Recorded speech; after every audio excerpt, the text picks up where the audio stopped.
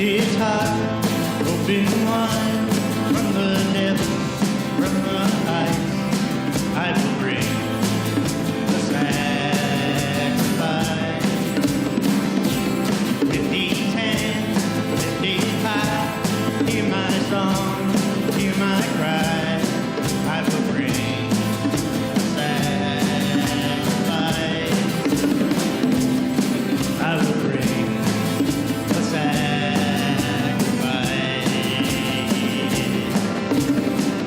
I lay me down, I'm not my own. I belong to you alone. Lay me down, lay me down. Oh, and on my heart this much is true. There's no life apart from you. Lay me down, lay me down.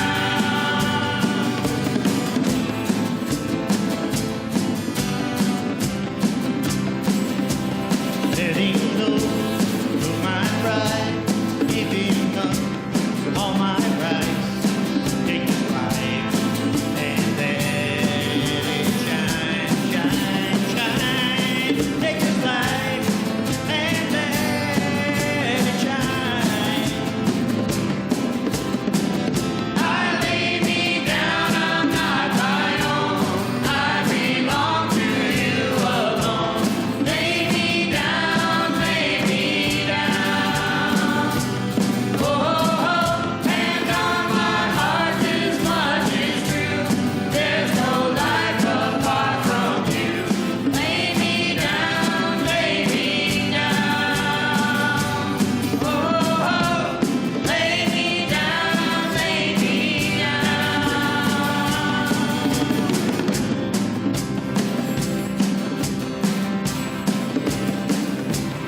It will be my joy to say, your will, your way. It will be my joy to say, your will, your way.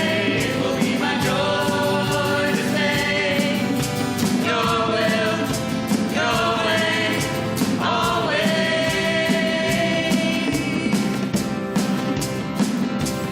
It will be my joy to say, your will, your way.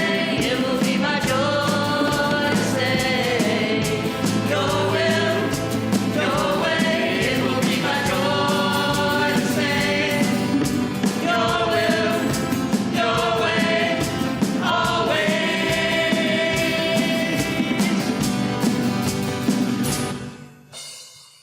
I lay me down, I'm not my own.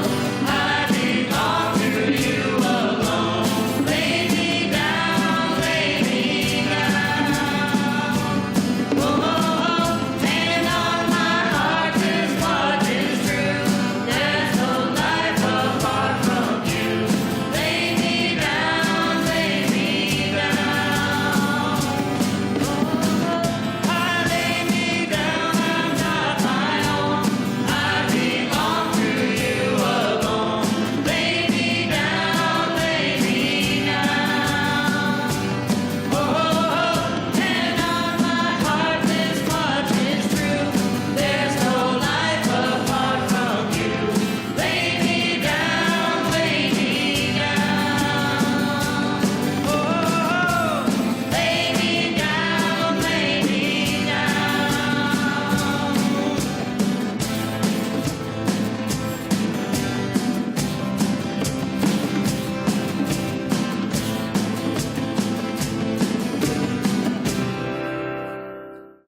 Good morning.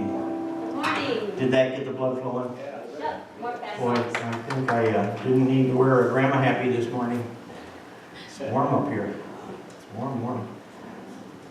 Randy is finally off the no deer page, so I did get a deer on Friday, last day of season, so wasn't what I was expecting to shoot, but it had antlers on its head when I got there, so there you go. I've still got a lot of doe tags to fill, so. Anyway, good morning, and I think we're back to fall again. I think so. I think we're back to fall for a couple of days here and before the snow cuts loose again.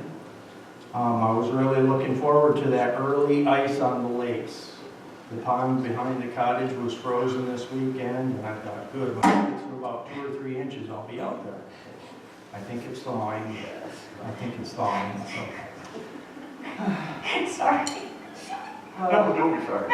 We have a drone with issues this morning, and it started with the back, so, and I'm not sure where it's gone from the back row. Yeah.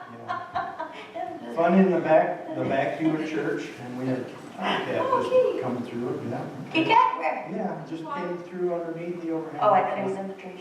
And, but anyway, we're glad everybody's here this morning. Tony, welcome. Glad you're here.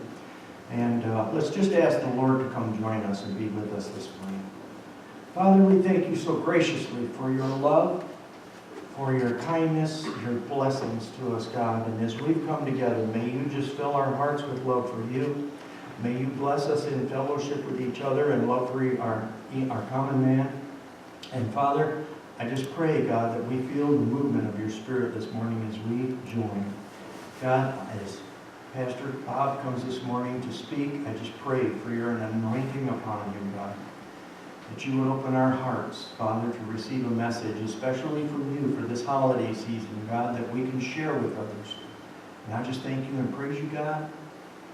Bless those that are not here, God, and keep them safe. In Jesus' name we pray. Amen.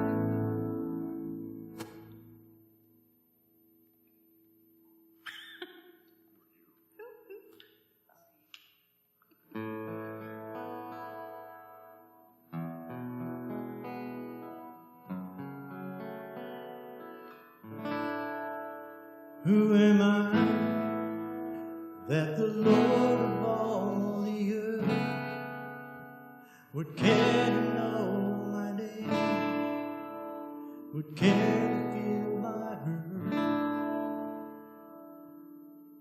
Who am I that the bright morning star would choose to light the way for my ever-wandering heart? Not because of who I am, but because of what you've done. Not because of what I've done, but because of who you are. I am a flower quickly fading, here today and gone tomorrow. A wave tossed in the ocean, a vapor in the wind. Still you hear me when I'm calling.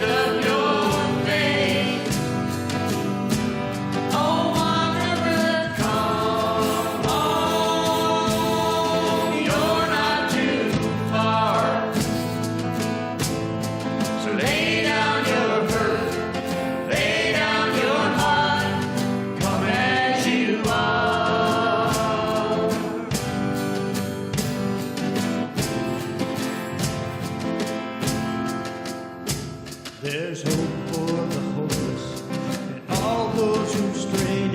Come sit at the table, come taste the grace. There's rest for the weary, rest that endures. Earth has no sorrow that heaven can't cure. So lay down your burden, lay down your shame. All who are broken,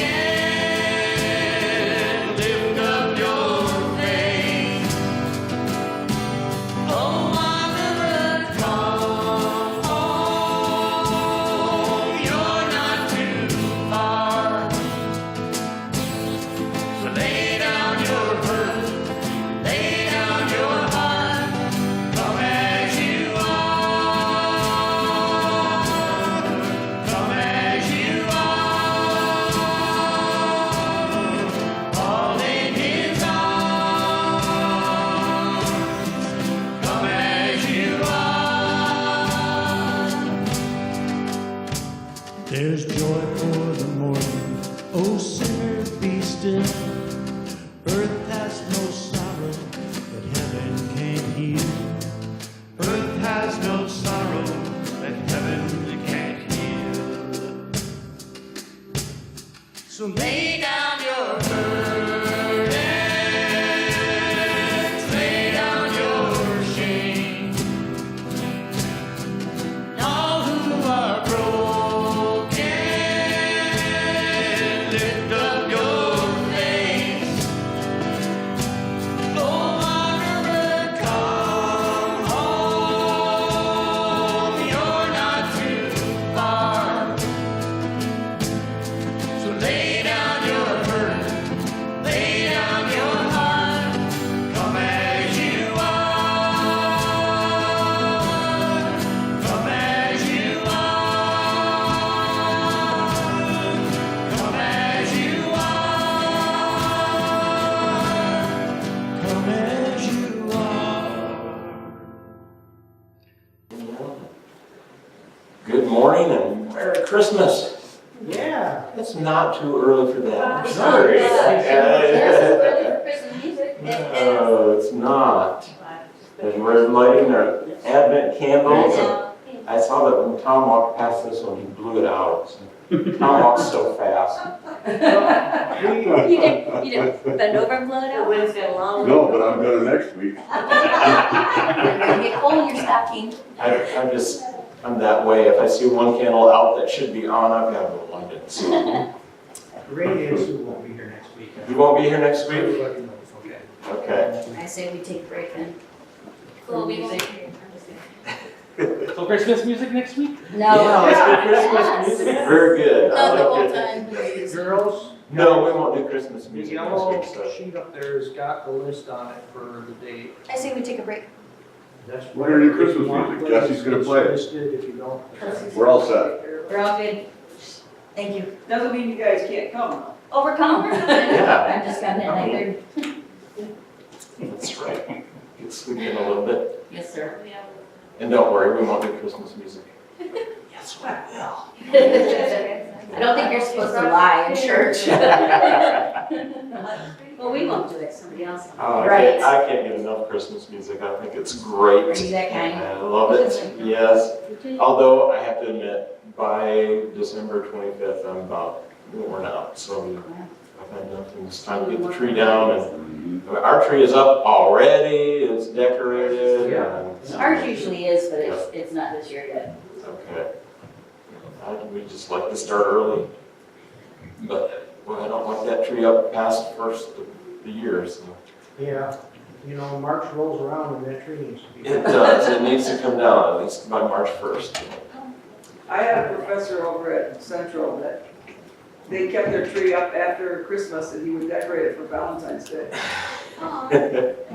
Well, we kind of got that thing going on with our tree here in the church. You're started on I it. meant to let you guys know about those little white hearts.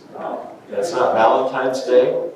What that is that we did this in the second service last week.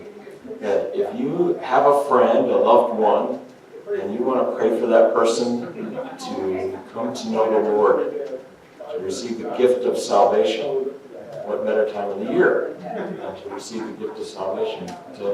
We put people's names or initials or just the relationship, a friend, whatever, and put it on that little white heart and hung it on the tree. And so we're praying for those people. So each one of those hearts represents somebody or a family for whom we are praying. So if you want to do that, there are more little white hearts out on the welcome table back there, and you can put somebody on there and hang it on the tree, and we'll continue to pray for them. Somebody actually went through and wrote down everyone that's on there and is praying for them by name. So it's a very important thing. So we are in the season of Advent, which is when we have the Advent candles, and this represents the candle of hope. And there are several different readings and traditional liturgical ways that we usually do Advent.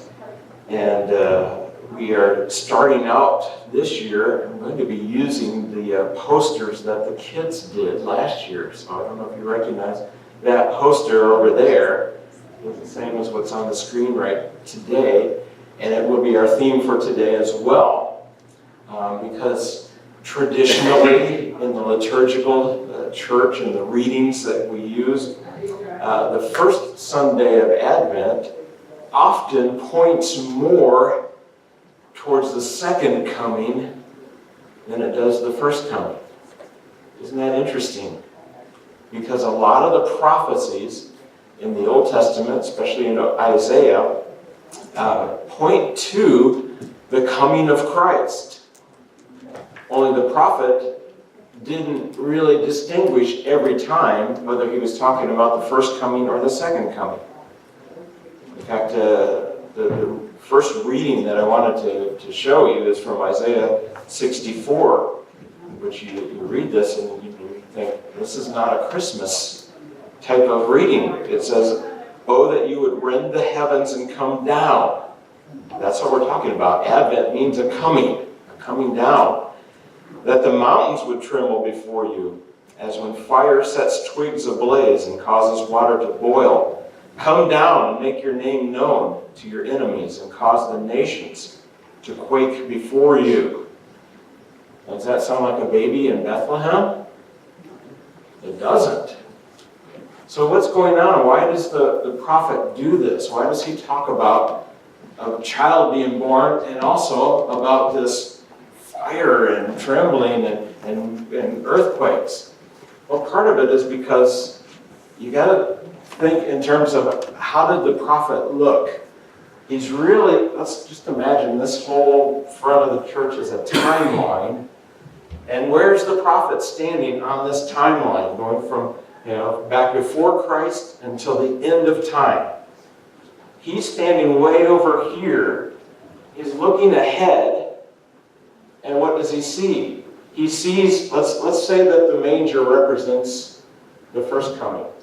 Oh, it does, by the way. And so he sees the manger, and he also sees the fire and the power and the glory, the second coming. But he sees them overlapped. So he doesn't distinguish them. He doesn't always tell one from the other. And we have the distinct advantage of living on this side of the manger. And we are waiting for the second coming. So that's why the prophet does that. And that's why we talk about this during the Advent season, because we are actually somewhere between the manger and the end of time. Where are we? Well, all we know for sure is that we're 2,000 years this side of the manger.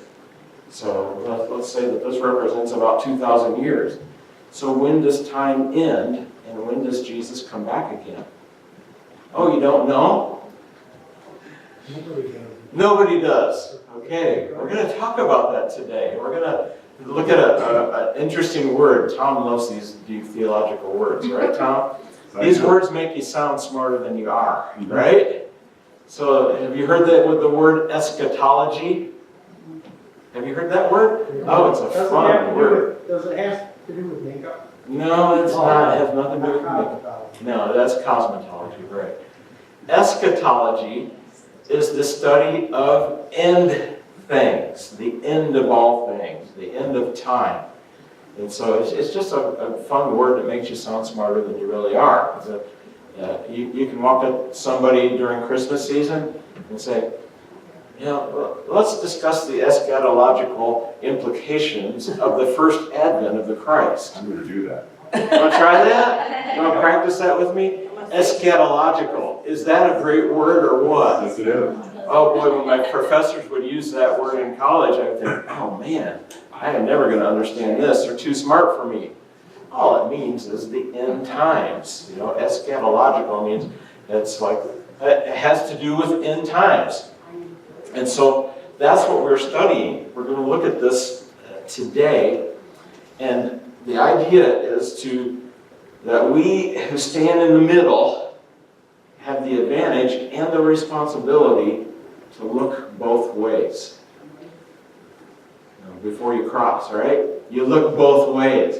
When we do that, we look back in time at the first coming, the first advent, and we look ahead towards the future and the second advent or the second coming of Christ.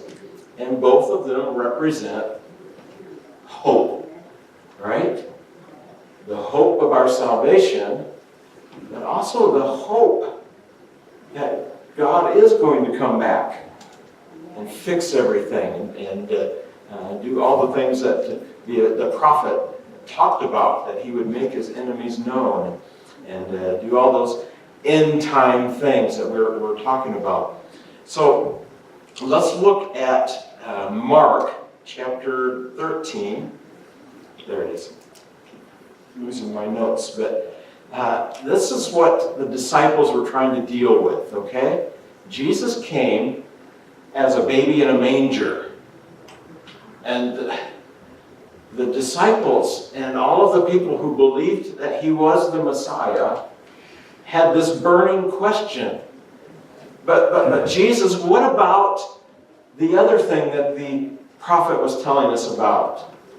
What about the power and the glory? What about the fire and the trembling and making our enemies known? And when is that going to happen? That was their burning question the whole time that they were with Jesus. And so finally Jesus gives them an answer in Mark chapter 13. I'm going to read just some of the verses, skip a few of them. So if you have your Bibles, you might want to open and see the whole context of what I'm talking about. Jesus said, at that time, people will see the Son of Man coming in clouds with great power and glory. And hey, there's the power and the glory. It's still coming. And he will send his angels and gather his elect from the four winds, from the ends of the earth to the ends of the heavens. And then skipping down to verse 32. But about that day or hour, no one knows. Which you guys already caught on to that. Not even the angels in heaven, nor the Son, but only the Father. Be on guard. Be alert. You do not know when that time will come. It's like a man going away. He leaves his house and he puts his servants in charge, each with their assigned task. He tells the one at the door to keep watch. Therefore, keep watch, because you do not know when the owner of the house will come back, whether in the evening or at midnight or when the rooster crows or at dawn. If he comes suddenly, do not let him find you sleeping. What I say to you, I say to everyone, watch. This is a great sermon for a pastor to preach, because you always want to start out your sermon by saying, stay awake! Because that's what the message is. Stay awake. Don't get caught sleeping. Watch. Keep on your guard. Look both ways. That's what the message is. I've come already, but I'm coming again. So watch and be ready. So why is that so important? Well, because, first of all, I love this sermon. I think it's one of the best I've ever come up with. Sorry, you guys, maybe you won't like it as much as me. But first point, Jesse, look at this. Why is it so important to watch? Because the first coming guarantees the second. The fact that he did come guarantees he will come again. That's the advantage that we have of living in between the two advents, the two comings, is that we know this is going to happen. We believe this, and it doesn't take a whole lot of faith to look backwards in history and believe that it happened, right? Hopefully not. It's all written. It's written Some down. people it does though. Well, yeah, but Because they don't believe the written word or however. I would say it takes more faith not to believe, because there is so much evidence. And because we see that in the past, we can believe the future. And that's, I put that up there on the screen. That's part of the Nicene Creed. It's one of the very basic beliefs of Christianity, what we believe. We believe that Christ will come again in glory. There's that power and glory that we're still looking for, to judge the living and the dead, and his kingdom will have no end. Now, the guys on the screen, that's not Jesus. That's the Constantinople, and that's the Emperor Constantine. So in 325 AD, they put together this council, and they decided, okay, we know that he came in the past. And they're only 300 years away from it.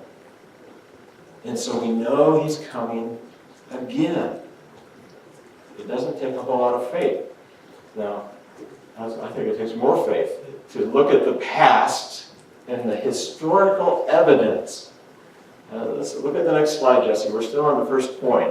The first coming guarantees the second, but the story of the first coming, the Bethlehem experience, the baby in the manger, all of that was written down, and Luke and others give us the dates. They tell us in the year that Cyrenius was governor of Syria, and when Herod the Great was the king over Israel, and Caesar Augustus was the emperor over the entire Roman Empire.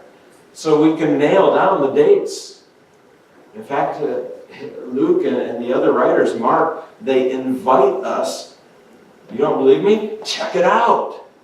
Look in your history. Look it up. You can find it. It's not just in the Bible. We know from historical evidence, we know that Jesus was actually born, that he came to this earth. There was a man named Jesus, and there's evidence of that outside the scriptures. In fact, there's kind of a weird thing about history when we look these things up and we find out, because Jesus was born under Herod the Great, and so the Herod that we find later in the scriptures is not the same Herod that was there when Jesus was born. That was one of his sons. The Herod the Great that they're talking about died in 1 BC. You know what BC stands for? Before Christ. So that means that Jesus was born probably in 2 or 3 BC. Is that kind of weird? Jesus was born before Christ? That's not right. I mean, it's like saying you were born before you were born. And we know this because of historical evidence, that there was a reference in history to Herod dying the same year that there was this lunar eclipse. And so they know that the lunar eclipse happened on a certain date, 1 BC. So how come we got mixed up? Why is our calendar off by about 2 or 3 years? Well, it happened about 500 years later. Some monk named Dionysius, I think it was, yeah, I wrote it down. He was trying to fix the date, and he was trying to set the calendar, And so he set it up that Jesus was born on 1 AD. Well, he was off by a couple of years. For one thing, he didn't put a 0 in his calendar. Isn't that strange? Because you think, if you're on a timeline, and this is year 0, that's -1 and that's +1, right? Right. Well, he forgot that. I don't think he was all that bright mathematically, okay? Well, the Because- invention of 0 was a big thing. in 0. mathematics. So he was off by 1 year just because he forgot the 0.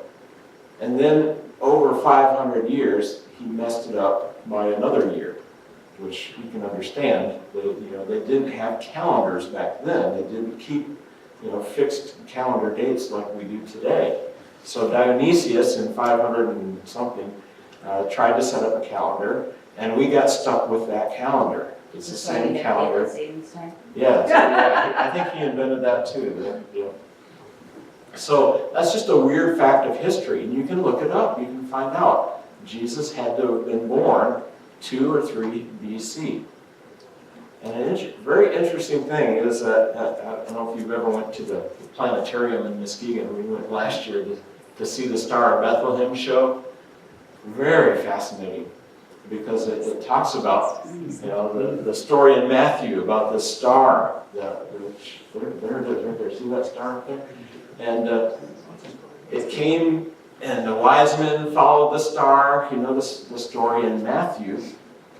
And so astronomers have tried to go back in time, and they can because of computer models that we can use now. You can actually, wind the clock back and wind the planets and the stars, and you can set it up on a computer to show exactly what may have happened back then. And so they found in 2 to 3 BC, there was over several months, that's why it's 2 and 3 BC, over about a 4 or 5 months period, that there was this very unique conjunction of stars. You know what a conjunction is? That's when they kind of cross, or when it looks like they hit each other in the sky, but they actually go behind each other. And it was actually the planet Jupiter that came together with the star Regulus, which the Babylonians call Regulus Charu, which means regal king. Interesting, isn't it? Where is this planetarium? Oh, it's at MCC at Muskegon Really? Community College. I never knew they had one. They're probably doing it again this year. It's really neat. Planetarium, they got a show, Huh. and I think it's on Tuesdays and Thursdays at night.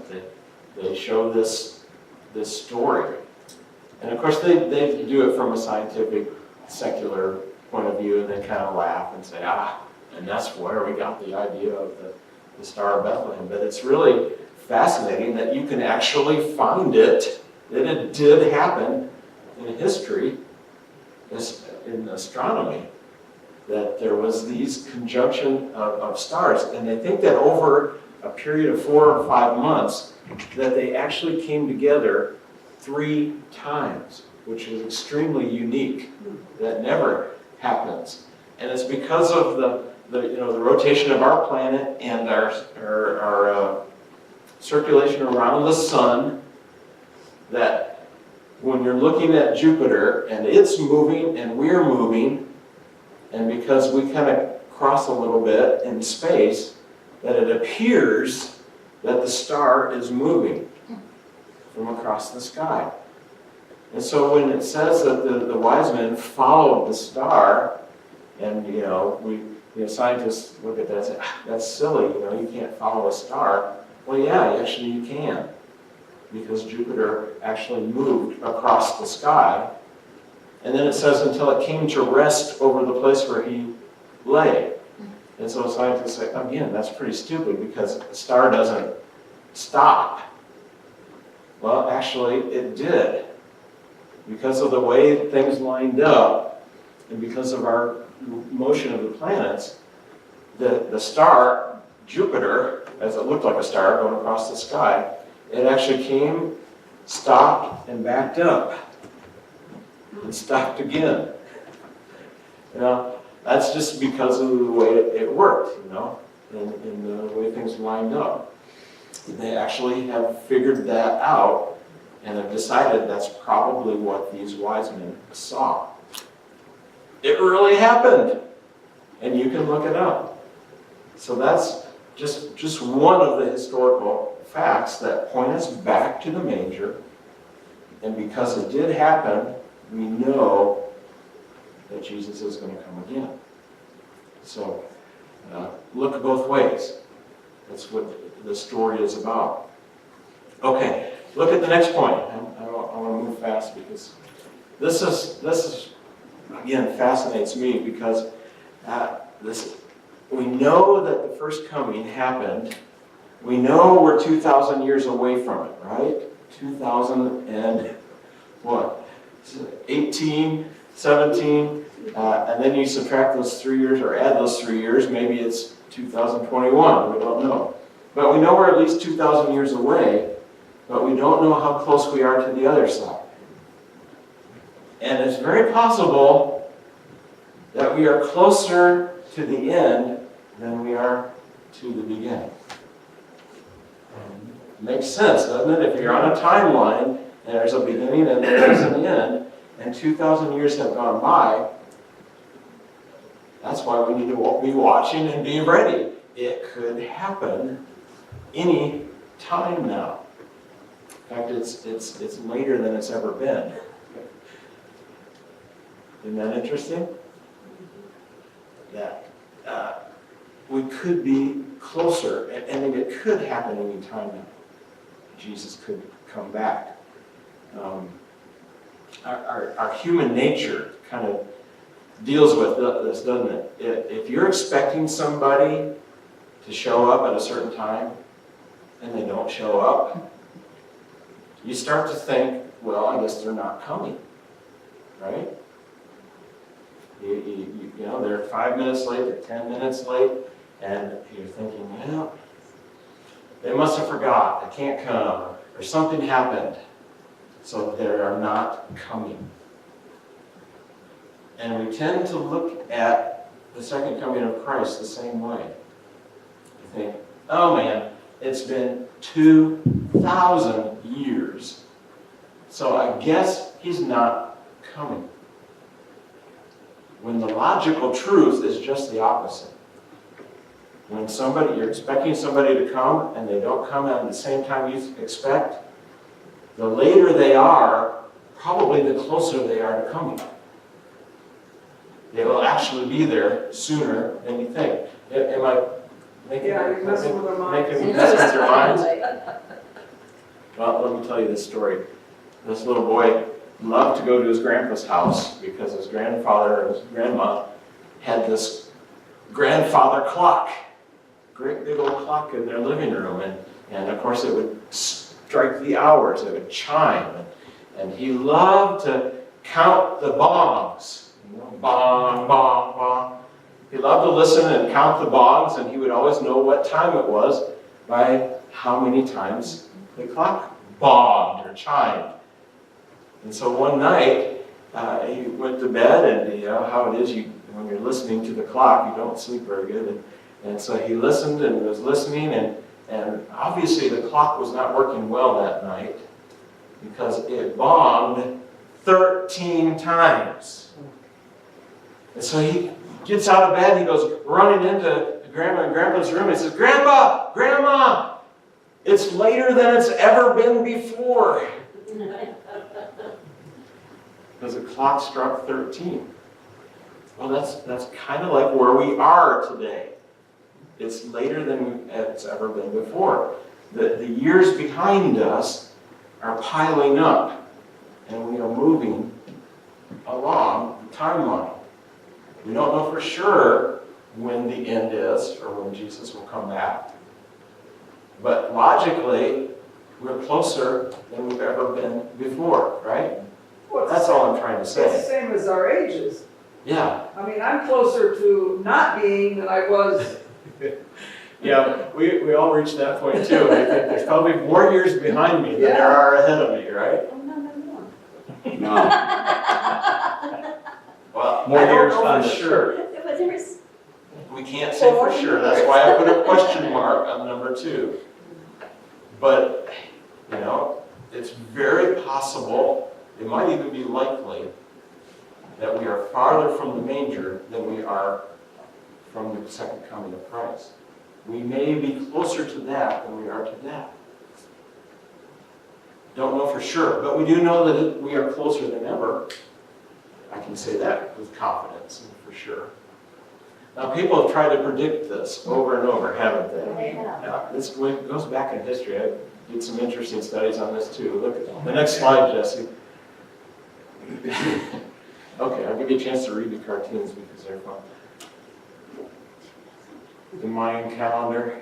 I only had enough room to go up to 2012. And the other guy said, wow, that's going to freak out somebody someday. Do you remember in 2012, 2011, this was actually a billboard that was put around the country. I think somebody said it was in Michigan, up north somewhere, that said, Judgment Day, May 21st, 2011. And people fell for it. People got into it. People thought this was really going to happen. Well, it's not new. This has been going on for centuries. In fact, I wrote down a few of them. Some of the early fathers predicted that Jesus would come back in 500 AD. And this was based on the dimensions of the ark. Don't know how that worked out. How do you measure the ark and decide, okay, he's coming back 500 AD? But somebody did. There was in 1533, there was a German monk, and I didn't get his name, but he was a mathematician, and he calculated that Judgment Day would begin precisely at 8 a.m. on October 19th, 1533. Why did they even try to do that when it's so clearly in the Bible? No one will know. I don't know, it seems like, but it says, well, it didn't Well, say on this one. When you've had too much coffee and you're lying awake at night and it's 3 o'clock in the morning, there's all kinds of things that you get into. I know the guy that did this May 11th, or May 21st, 2011, he kept saying, you know, the Bible says we can calculate it according to what the Bible says. The But it Bible talks about the guarantees it. signs Yeah. and the times, and you look at, Yeah. through the years, there's been a lot of those signs and times. Yeah, Maybe. Yeah, yeah, there was this guy named Joseph Morris, true. who was a Mormon. He said that Jesus would return, and he would come specifically to Deer Lodge, Montana, Specifically. in 1861. And he convinced hundreds of people to sell their possessions, sell all their property, and come and join him at Deer Lodge, Montana, and wait for Jesus to come back. And they did. They waited, and he didn't come back.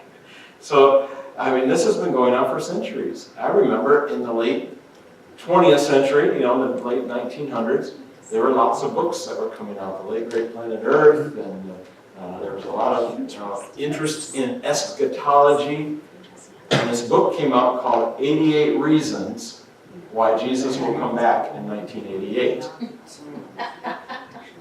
Do you remember that book? Oh, it was pretty popular when I was in college. I was about ready to graduate from college. And one of my best friends actually read that book, and it scared him to death. Actually scared him to life. Because he got his life right with God, because he was so worried that Jesus would actually come back in 1988. So, I don't know. I And that's don't not a get into reason that to much. that's not a reason to get your life in order. I know, because a few years after that, his life was out of order again. So I have to admit that. So yeah, I don't think these predictions help. The Mayan calendar thing, you know, there's even one more. It's Sir Isaac Newton, remember the great physicist who discovered gravity? He wrote down that the world will end in 2060. So we've got about 40 years left. I don't know. Pretty much Be 100 years long. Yeah, I'll be close to 100. Oh, yeah, I know. I won't be around I'll be anymore, thank 95. you. Well, I don't think these predictions help. For one thing, as you pointed out, why do they do this? Because Jesus very specifically said, nobody knows. The angels don't know. Not even the Son. The Son doesn't know. Jesus says, I don't even know. Only the Father knows. Yeah, that was questionable. I've thought about that too, and I think he was trying to get this point across. He said, don't worry about trying to know. Don't try to pin this down. Just be ready. Just be waiting. Stay awake. Don't fall asleep. Look both ways. Christ also said there'll be a lot of people that are gonna tell you, he's in the desert, don't go there. He's in the city, don't go there. Every eye will see Yeah, that's when he comes. a really good, a very helpful prediction because, you know, He warned us even this with would all that happen. warning, there have been false messiahs. There's this guy down in Florida who still claims that he is the second coming of Christ. And I haven't heard much of it up here, but he really was very famous and popular in Central America. A lot of the people down there are getting into to his teachings because he is Hispanic and he preaches in Spanish. So he says, I'm the Christ, I'm the second one. I guess it's easier for people to believe what they can see or someone that's right in front Yep. of them telling them than, the Bible. And even now, I mean, the fires in California and the earthquake in Australia, I mean, people Yeah. think it's happening now. And And people, it could be the beginning. Who knows? I heard it. Oh, is it all my Alaska? life. I thought it was Australia. Anchorage. Yeah, it's Alaska. Yeah, there was an earthquake. Is it England? In Alaska. I've heard it all my life. Every time a major event happens, every time there's a world power that does something, we always think, well, that's probably the Antichrist. I think Putin is the Antichrist, and Obama was the Antichrist. And, no, wait, no, I think Trump is the Antichrist. He definitely is. I don't know. Right. But these type of things don't help. What really, the message that Jesus was trying to get across, again, is don't get concerned about those things. Don't get worked up about the predictions, about the signs, about, this has to happen first and this has to happen. He said, just be ready. You don't know when it's going to happen. It could be any time now. You don't know if it'll be at night or in the morning, or you don't know if it's going to be today or 1,000 years from now. Maybe there's another 2,000 years to go. We don't know. But Jesus' point is to be ready. And that's why he came the first time. That's my last point. The first coming was to make us ready for the second. That was an actual church sign, wasn't it? Jesus is coming, look busy. Well, this is kind of one reason why I don't often preach eschatology and the second coming, because it has been used as a scare tactic, scare people into getting right with God. And I do question that. I question that motivation and that way of doing things. But you have to admit that Jesus was kind of using that kind of a warning when he said in verse 35, it's like when a man goes away and he leaves a servant in charge of the house and he doesn't tell them when he's going to come back. And we all know what's our human nature. When the boss isn't there, When the boss is away. when the cat's away, the mice will play. And when the foreman's not looking, and when the boss isn't there. Our human nature is, well, we can goof off a little bit. We don't have to work quite as hard. And the theme that this idea comes up over and over. Jesus uses several, what I would call disturbing parables about the end times. Where, the bridegroom is coming, and the the ladies in waiting are not ready, and so they run out of oil or something, and then they're left out. I mean, that's disturbing. It can be a little bit scary if you're not ready. Read Revelation. Yeah, read Revelation. How about those who were invited? Yeah, those who were invited. And he said, no, we're not coming. Yeah. So he went out in the streets and he got the beggars and the whores Yeah. and they came to the party, to the They came. banquet. And everybody that stays out, this phrase comes up over and over, and there was weeping and gnashing of teeth. That's a little bit scary, okay? So I don't try to preach this to scare us, but the message is very clear. Be ready. Get ready. And that's really the good news of the first coming. That Jesus came in order to get us ready. So that we will be ready for the second. Because if he'd have come like the prophets thought he was coming, all at once, nobody would have been ready. But now we have a chance to get ready. So look at the next slide. This is it. This is how you get ready, in case you don't know. Admit that you're not ready. That's one of the first things. Admit that you've sinned. Admit that your relationship isn't quite right with God. You need to fix something. Ask for forgiveness. Believe in the baby in the manger. That's what I mean by look both ways. Look at what he did. And the whole reason he came, so that we can have Christmas and Santa Claus and music and a horrendous shopping season, right? That's why he came.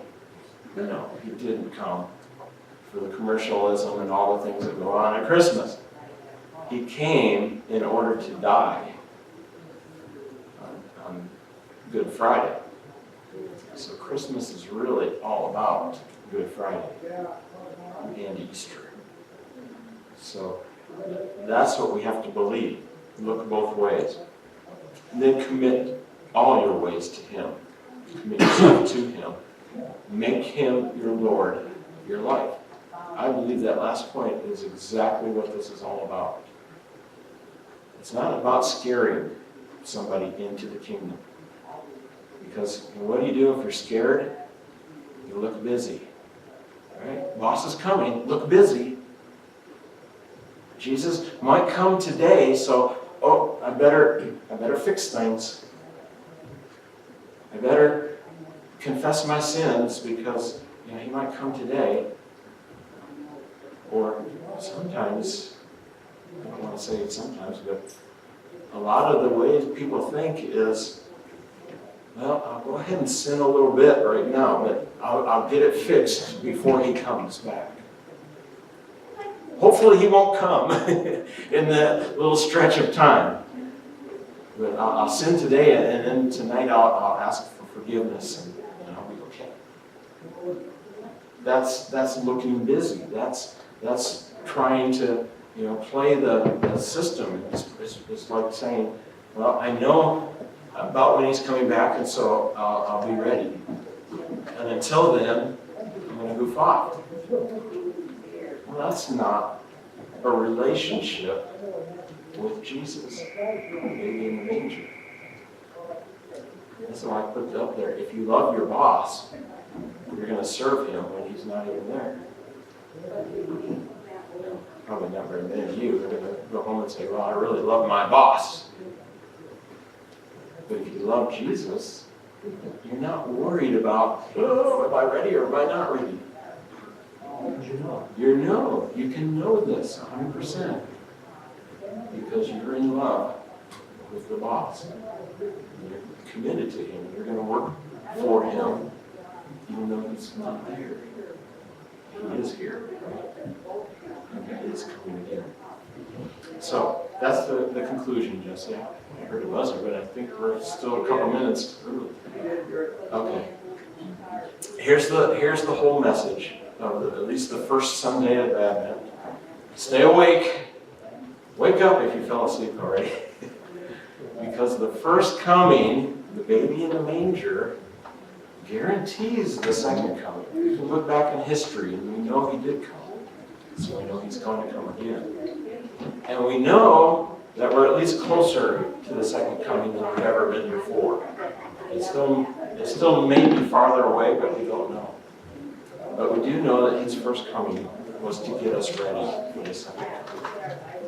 He can be our Lord and our Savior. We can love him, and we can know that we're ready. We don't have to be like I was growing up. You ever go home at night or get home from the school on the bus and walk in the door and there's nobody home? Did I miss the rapture? I think that sometimes when I'm driving to work, if there's nobody on the road. There's nobody. Sometimes we do feel that way, but your heart can just always be this calm assurance. I know, I'm ready. I don't have to worry about the signs and the predictions. I'm just ready all the time. We live as if this is the day and the hour. We still plan for the future, but we live as if this could be the final day. Let's pray. Stand up with me. Lord Jesus, we thank you for coming as a baby in the manger. Because without that, we never would have been ready. You came to live the life that we need to live. You came to show us what love really is. You came to die for us, pay the price for our sins. You rose again to prove that you are the Son of God. And we know all of those things historically. And so we are so sure that you are coming again. We have great hope. So fill us with hope for this season, with the joy of Christmas. Help us to take this message to those around us, those that are on our Christmas tree today, that need to hear the good news of the baby in the manger and to receive the gift of salvation. Go with us now as we go our way this week, and let's be your heralds and your missionaries as we go out into our world. In Jesus' name we pray.